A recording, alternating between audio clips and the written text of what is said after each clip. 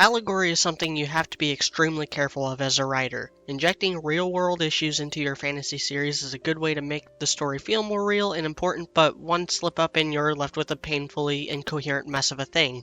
Is it any wonder that the actual socio-political structure of the Empire is never discussed in the original Star Wars trilogy? It's because all you need to know is that the Empire were the oppressive authoritarian dictators who'd willingly blow up a planet to get what they want. And one of the many failures of The Last Jedi is trying to have the First Order be an allegory for the modern-day alt-right, a term used to describe anyone who disagrees with CNN, which actually means the same libertarian-minded anti-authoritarians that the original Star Wars trilogy spoke to. In layman's terms, Rian Johnson wants you to believe that you should just listen and blindly trust authority no matter how stupid they sound just because they're in charge and, oh yeah, also women. So then it was a big mistake for the creators of RWBY to make the first big baddies in their fantasy show an allegory for race issues. I'll try to keep most of the video focused on the individual characters associated with that plotline, but I need to say a few things first and discuss what the White Fang as a whole represent.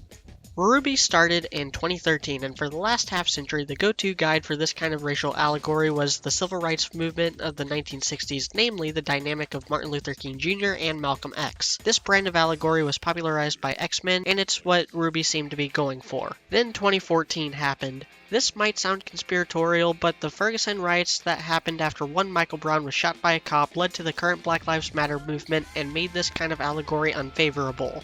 This is because Black Lives Matter tends to follow Malcolm X's example, and Malcolm X was the real-life Magneto of the civil rights movement. You'd think this would be a non-issue, except the media, and by extension the left, and by extension the key figures in Rooster Teeth, agree with Black Lives Matter. And again, my tinfoil hat is really tight on this one, but I think that's why the White Fang went from being the Brotherhood of Mutants to ISIS. They could have been genuinely sympathetic just like Malcolm X, Magneto, and yes, Black Lives Matter, but instead they became a generic terrorist organization that just so happens to fight for faunus rights. Which doesn't make any sense for numerous plot reasons that have been covered in other videos on my channel. The White Fang plot is pretty dumb throughout the series. The dust robbery plot goes nowhere, the breach gets widely retconned, all of their plans revolve around letting Grimm into places even though Grimm attack faunus just like they do humans, and we're never really shown the oppression they're supposedly suffering. Blake was fine with them executing board members. I've watched family friends disappear. Board members executed. But stealing from a train crossed the line. But she also thinks that robbing a couple dust shops is too big for them and is surprised when she catches them doing basically the exact same thing she did in the Black trailer, but with a human. Racist. And that's as good a place as any to start getting into the individual characters. Roman Torchwick is someone I just don't have many thoughts on. He's clever, dashing, and a load of fun. Gray Haddock does an amazing job voicing him. The real world doesn't care about spirit! Take Tyrion's sociopathic delight with Watt's sophistication and wit, and then do both things right, and you got a good idea of what Torchwick is like. He's far and away the best villain the series has ever had. I like how adaptable he is. Volume 2 made him indispensable to Cinder's plan, whatever the original plan was. He's only foiled because the heroes, namely RWBY, are being proactive. He gets arrested, but his part in Volume 3 didn't really need him to be arrested. There are some contrivances with him, but they almost always lead to tension and thematically appropriate demises. Unlike Watts or Salem, there's no real chance to ruin him the way they did Cinder and Adam. I even like his death because he wouldn't have died if not for RWBY's tenacity. Plus, he was killed by the very thing he was trying to manipulate to save his life, and I always like dramatic irony like that. Cheat and survive! And every Torchwick action figure should come packaged with Neo. Neo doesn't have much going on plot-wise. She has a cool design, a delightful demeanor, and two of the best-looking fight scenes under her belt. She'll be back anytime the writers need another villain to knock some skulls in. And that's all for the positivity in this video because the rest of the villains in the White Fang are a freaking joke. All the other White Fang members in the first 3 volumes are just mindless thugs that Team RWBY beats and mercilessly kill. This just raises further questions like, why does the White Fang have an endless amount of goons? Why hasn't a huntsman taken down the entire organization if this is what 4 first years can do? Why is any of this happening? And things get worse for them in volumes 4 and 5. Finnick and Cossack Albane started off interesting, but it just further cemented my theory that the writers were moving away from the Black Panthers and towards the Taliban. Which, a group fighting against racism is not the same thing as religious zealots trying to purge the world of infidels. The two just don't mix. And the Albane's plan is to help Adam take over a menagerie, I guess. They throw Illya under the bus when her scroll implements them in Adam's plan, and then they pin all the problems on Adam so he becomes Al-Qaeda and Sienna Khan becomes the Malcolm X allegory, which just doesn't work on any level. And then after the coup, when Adam takes over, they try pinning it on the Huntsman, which goes nowhere. Then they get the bright idea to assassinate the former leader, someone who just wants equality.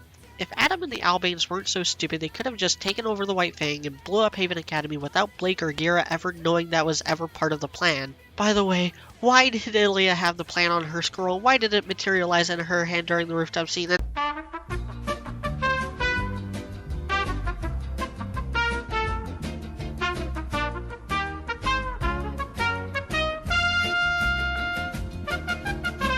There's nothing to say about Illya that I haven't said before.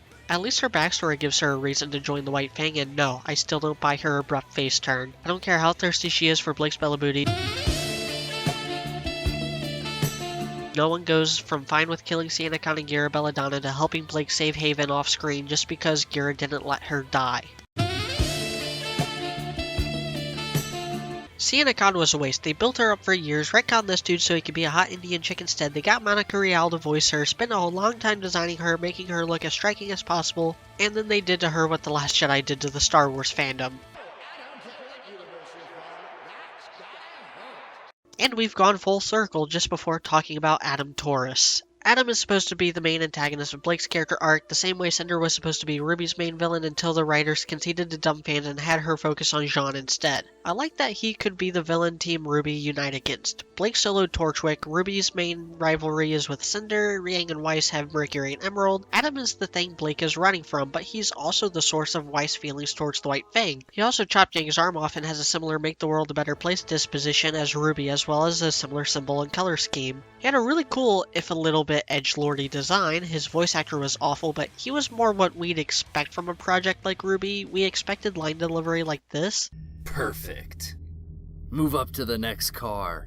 But that ended up being the exception instead of the rule. And I slaughtered them like animals. I hate them. I am making humanity pay for what they've done! I was merely trying to follow your example. The first two volumes sort of built him up as a big bad in the future. I won't claim the show did a good job at this, but they didn't screw it up either. That comes later.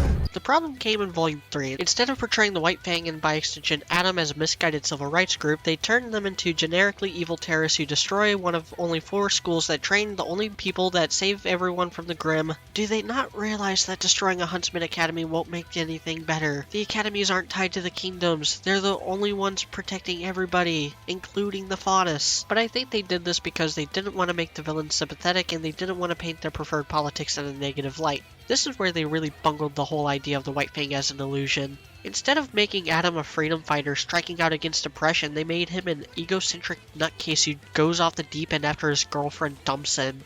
Because all I want is you, Blake. Instead of making his conflict with Blake, well, conflicting, they made him an absolute abusive creep. And instead of making him a competent leader, they made him this. I am making humanity pay for what they've done! One good thing they did with him was cutting Yang's arm off. Shane Newville's letter complained that there was supposed to be a big epic fight scene, but this is better. It's shocking in all the right ways, it cements Adam as a major threat and sets up the best parts of Volume 4. It also establishes that if your aura can't take the hit, well, it can't take the hit. It's also one of the prettiest scenes in the whole show. Very well done. He isn't really in Volume 4, so when he comes back in Volume 5 looking like an over-designed Final Fantasy character. Seriously, what was wrong with his old outfit? They already had it modeled in the new engine for Volume 4. This change is pointless and a downgrade, just like his plan. Overthrow the White Fang, blow up the most powerful institution ran by a Faunus, but I guess since the same Faunus was in on it, it's okay. This would be like if a civil rights group burned down a majority black neighborhood because the first black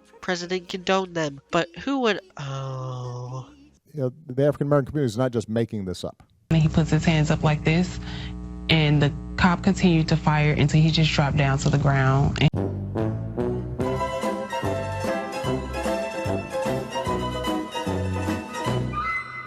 You know what? Sometimes art imitates life a little too well. The rest of my problems with Adam can be summed up as such.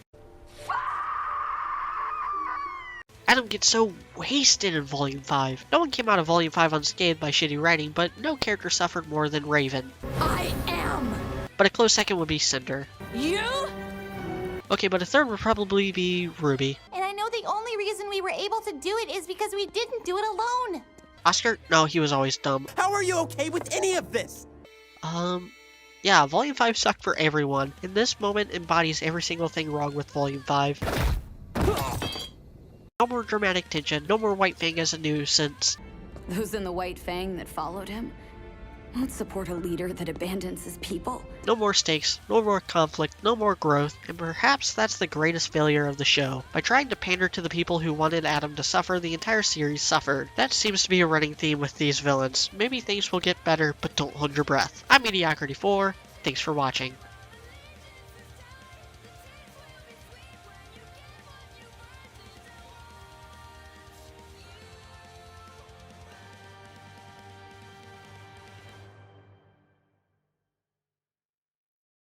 Thank you guys for watching this not at all controversial video. While I was working on this, I actually hit 2,000 subscribers on YouTube. And to celebrate, we're going to put together a very special Q&A podcast where we talk about how we met, our history with the show, this channel, and take an honest look at my honest looks. And we're going to answer all your questions, so leave them down in the comments below and we'll get to as many of them as we can during the podcast, which might actually be live, but that's still up in the air. So keep an eye out for that coming sometime in the next week or two.